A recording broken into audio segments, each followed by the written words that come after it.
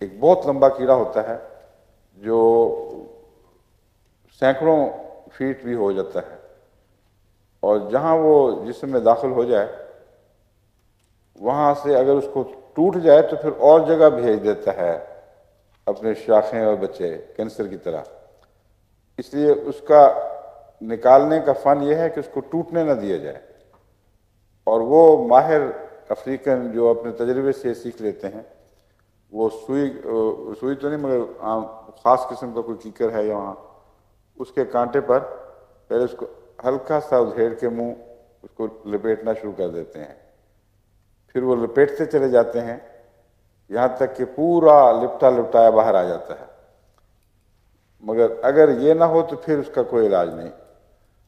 تھر کے علاقے میں لوگوں کو یہ لپیٹنا نہیں آتا میرا خیال ہے، کیونکہ جس کو ہو جائے وہ پھر بیچارہ زندگی بھر اس کی مصیبت ہی ہے۔ اس کا علاج بہت سادہ ہے، سلیشیا 6X، چند دن کھلائیں، وہ پگھل کے پانی ہو کے نکل جاتا ہے، کچھ بھی نہیں رہتا باقی۔ اور کالی فاس ساتھ میں ملا دیا کرتا ہوں تاکہ اعصاب کے لیے ٹونک ہے کالی فاس۔